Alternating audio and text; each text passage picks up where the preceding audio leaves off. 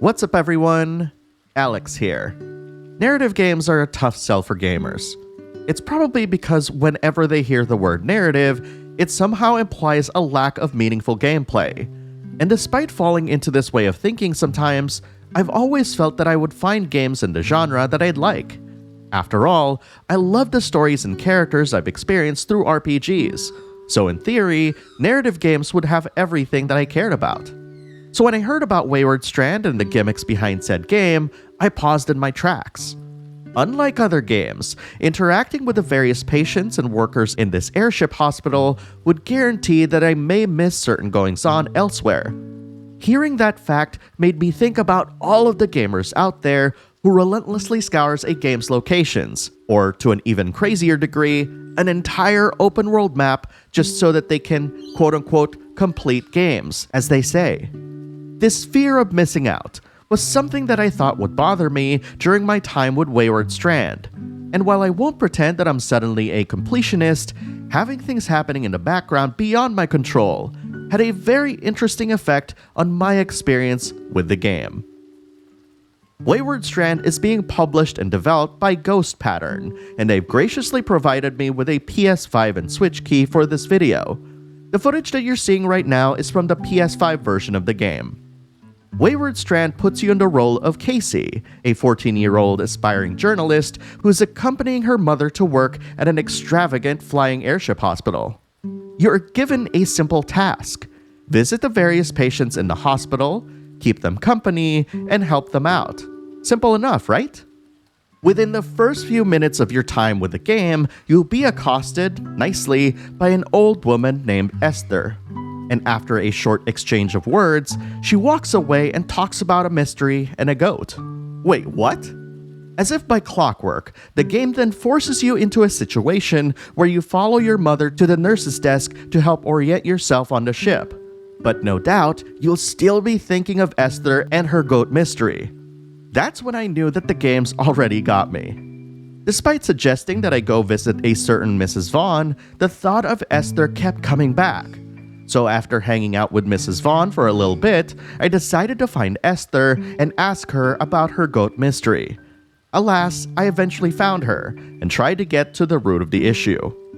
By this point, I realized how easy it was to traverse the ship.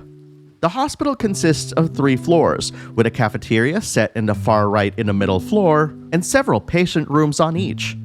It's because of this layout that it became very easy to go from one place to another, and moving between floors is easy thanks to an elevator and a set of stairs flanking the patient rooms. I thought about this layout as I was playing through the game, and remembered how its developers mentioned that time kept moving despite my actions. And despite that comment, which did make me initially feel that I was missing something important, I never once felt that I was missing anything. It always felt as though what I was doing at that moment in time was meant to be. I also started thinking about my initial thoughts of the game prior to playing it, that there was a huge potential for Wayward Strand to be dark and grim, given its hospital setting and despite its bright, cheery ambiance. And yet, when I think about my time with the game, all I can think about are all of the wonderful people that I've met and the stories I've heard them tell for hours on end. To which, at one point, I decided that it was going to be my sole mission to cure one of the hospital's patients, a mute woman with a mysterious past that simply made me wish that I could hear her voice. Wayward Strand is fully voiced, by the way.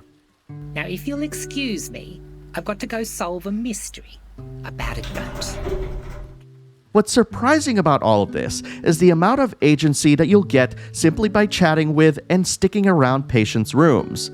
And while you'll see nurses and patients milling about, it doesn't feel as though you're missing anything of importance. I keep coming back to this because I want to stress that things happening beyond your control are at the heart of your experience with Wayward Strand. To put it another way, other characters' actions highlight the living nature of the game, reinforcing the idea that time, and to put it more esoterically, life, moves forward despite your actions. This is further reinforced by happenstance moments when other characters join in on your conversations, which makes you once again feel as though you're at the right place at the right time. And these stories aren't explicitly written down as quest logs either. As a journalist from your school paper, you'll be writing bits and pieces of information in your notebook as you chat with the hospital's patients and staff.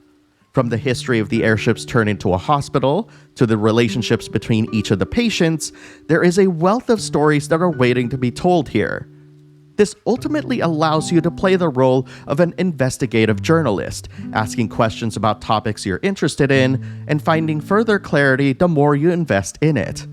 And there are just simply too many to uncover in one playthrough. If I may take a short moment of your time, my experience with Wayward Strand's patients reminded me a lot of my late great-grandfather.